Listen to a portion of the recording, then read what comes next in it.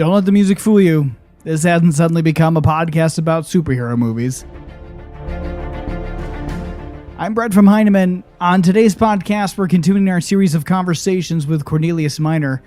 On any given day, you could find Cornelius talking about members of the Justice League or the Avengers. And in a sense, he's doing that on today's podcast too. Cornelius is helping us think through how we assemble our teacher teams by looking to superhero teams. Much like members of the Avengers, our teaching teams all have strengths, and how we apply those strengths matters to helping build a successful team. Do you know how you fit into your teaching team? And how do we build an effective teaching team? Cornelius is a frequent keynote speaker and lead staff developer at the Teachers College Reading and Writing Project in New York, where he works with teachers, school leaders, and communities to support literacy reform in cities. In his work, Cornelius not only draws on his years teaching middle school in the Bronx and Brooklyn, but also on time spent skateboarding, shooting hoops, and working with kids. He's also currently writing his first book for Heinemann. Today, we're talking about the importance of working together as educators. While that might seem obvious, there are a lot of layers to getting it right. Cornelius thinks about this a lot in his PD work, but it wasn't until a student asked him if all of his co-teachers lived together that it got him thinking more deeply. It was kind of a weird situation. You know that myth where all the kids think that the teachers live in the school? Yeah. Well, we were walking home one day, clearly demonstrating that we don't all live in the school. And it was me and three of my co-teachers were walking home one day. And we all live in the same apartment building. And so this kid Izzy ran into us, and Izzy was like, "Wait, do y'all live in the same place?" And we're like, "No, Izzy, teachers don't all live in the same place, but we kind of do." And so it was this weird situation where we were totally supporting the stereotype that all your teachers live together. But, it's a funny thing that, as a young teacher, I just had so many problems. As a decently seasoned teacher, I still got a lot of problems. But one of the things that helped me through the first 6 years was really being in close proximity to my friends. I remember I came out of school with my friend Steve, and we were kind of looking for places to live, and we're like, man, it'd make a lot more sense if we were just close by, because then you can go over there and cry when you've had a bad day. You can steal lunch meat for your sandwich. And as I think about the work that I do with teachers now, I'm not advocating that you move in with all of your colleagues, but I think it is important that as teachers we have close-knit communities, and that we invest time in actually building those close-knit communities. That this is work that can't happen without a team, and we say that all the time, and there are so many cliches that we use to personify team. But then I think what becomes hard is the active labor of building a team. And so when I think about part of what makes a good teacher, there's the lesson design and there's the having the great rapport with kids.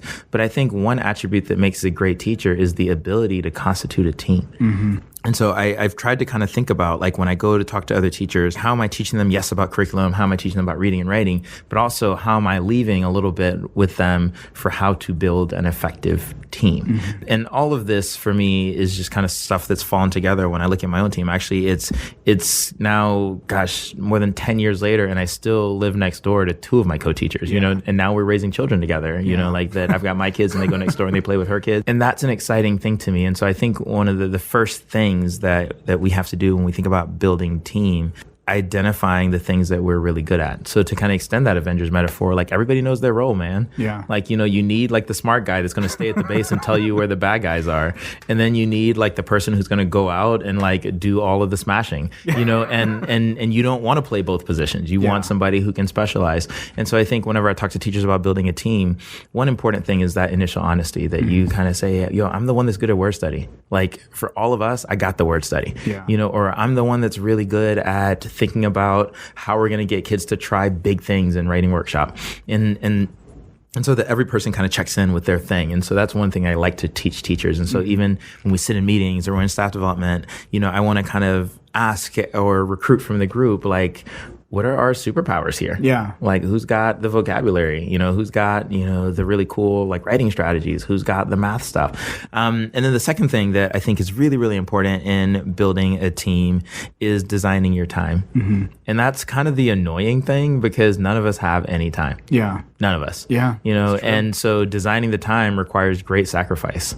And so the first thing that you're doing as a team after you've identified your superpowers is you're actually like making a sacrifice together, that we're going to commit to a specified amount of time together. And here's how that time is going to go. Whenever I'm inviting teachers to work together, the first thing I ask them is for 7 minutes. I'm like, if you can give each other, not even me, but if you can give each other 7 minutes a week, I promise that you all are going to be amazing. That's pretty good, 7 minutes. Yeah, 7 minutes. And one of the things that, and I'm really clear about what they should be doing. I always try to think about, in 7 minutes, like you want to spend your first minute or two just checking in, and not complain time, but check in. Because complain time can easily be 70 minutes. But that you check in, and what you're doing is a status check. You're doing a status check of the work and a status check of how you're feeling.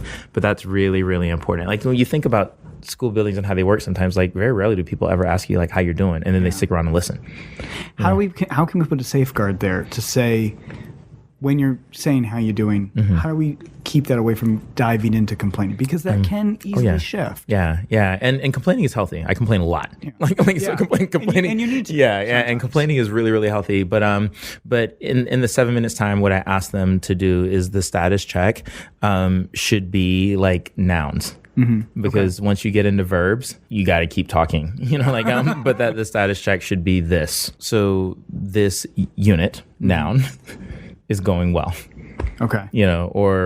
Or this student is experiencing some movement. So noun, so like I want to talk about like the big nouns of our work.